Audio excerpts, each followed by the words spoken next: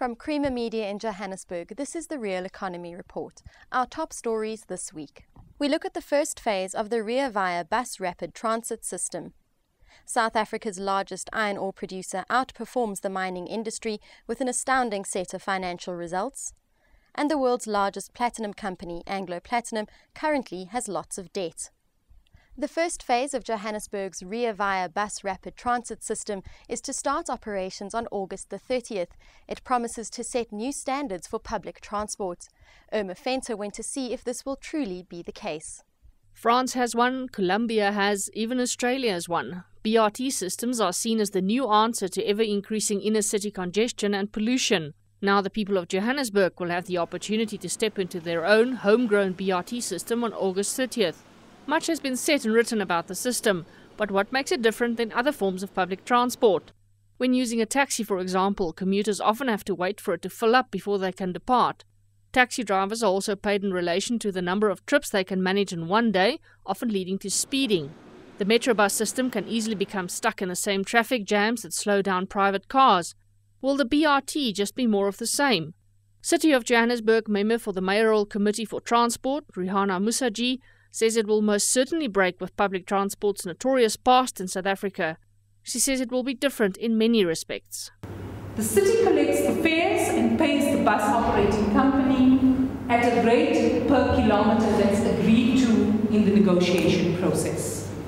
The city sets the standards of service, the driver not responsible to collect fares. So the driver really concentrates on driving the vehicle.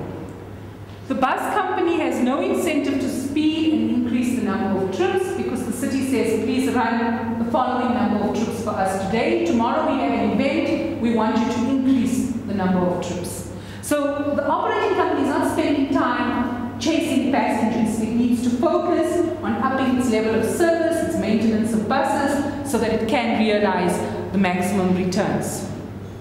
The dedicated lanes and stations really mean that we give priority to public transport and that people are not spending time climbing 4 stairs onto a bus, then paying the bus driver, then waiting for change. All of that happens, in fact, as the passenger enters the system. Tickets are bought at stations or vendors, and really the rapid part comes from the rapid alighting and access. Musaji hopes the BRT operating company, made up from the 575 taxi drivers to be displaced by the BRT system, will be operational by the end of the year or sooner should negotiations prove successful.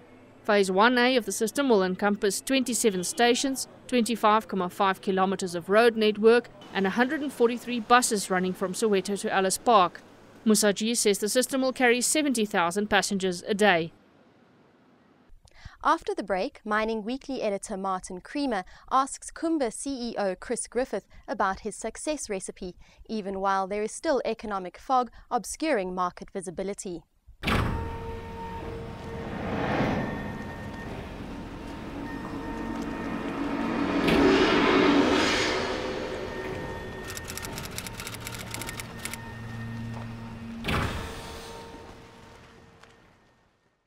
The Sishen South project, a brand new mine at the area of Postmasburg. We are going full steam ahead. It's on time, it's on budget, it's employing a lot of people, we're spending a lot of money. We have already spent 1.6 billion rand, committed 3.6 billion rand. So this is great news for the economy. Kumba exported 30% more of the 18 million tons of iron ore that it produced, and it did so into a shrinking global market, selling to China what the traditional European and Japanese markets were not prepared to take up. China has traditionally accounted for about half of Kumba's export sales. In the first half of this year, however, sales to China increased to 80% of our export sales. So, while others cut back and shrunk, Kumba Iron Ore produced more and prospered. We increased the amount of ships from 27 to 72 ships that we chartered in the first 6 months of this year. Kumba's enthusiasm has been infectious. It has stimulated support from state-owned rail and port authorities in both South Africa and China. Transit have had a fantastic 6 months. They really have. They've been able to rail down to the coast all of the volume that we've produced. We had huge stockpiles that sold down the port. at the end of last year and the first quarter of this year when we were unable to ship all of our ore. We had huge stockpiles. They were able to keep those stockpiles increasing whilst they kept the railing coming. So they were able to look after us, and as we were able to find new customers, the shipping has been absolutely amazing. Their performance at the port has been great, and so all around I think hats off to Transnet. The marketing team in China engaged with the Qingdao Port Authority, and they managed to get they asked the Qingdao Port Authority to see if there wasn't any more capacity that could be made available. And remember, at the end of last year, absolutely all stockpiles were full. The Qingdao Port Authority bulldozed down their offices and gave us this additional capacity. Mining Weekly editor Martin Creamer asked Anglo Platinum CEO Neville Nicolau how he is tackling the economic setback. We're preparing ourselves for short-term difficulties. Our opportunity is an opportunity to entrench cost management as part of our business.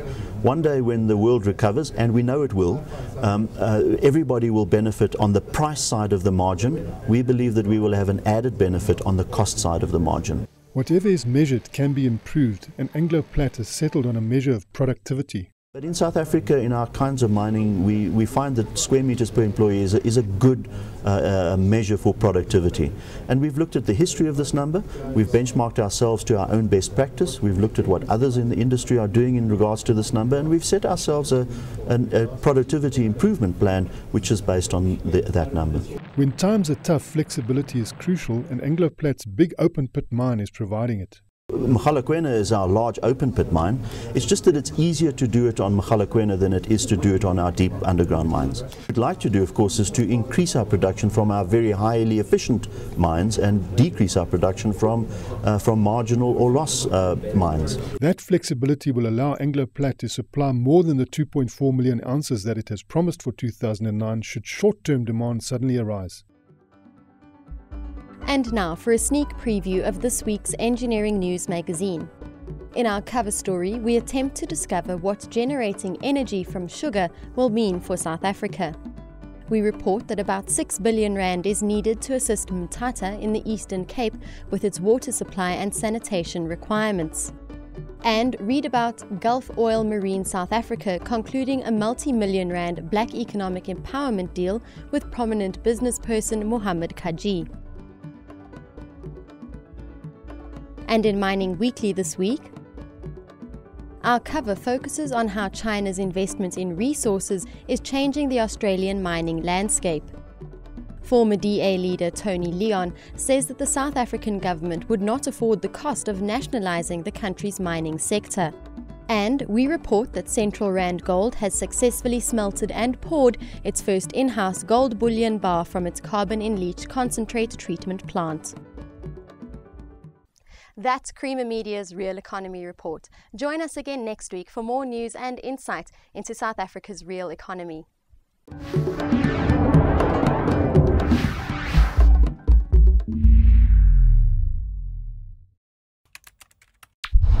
Creamer Media's Engineering News has delivered unmatched insight into the real economy. For breaking news, visit engineeringnews.co.za. The Engineering News, not just for engineers.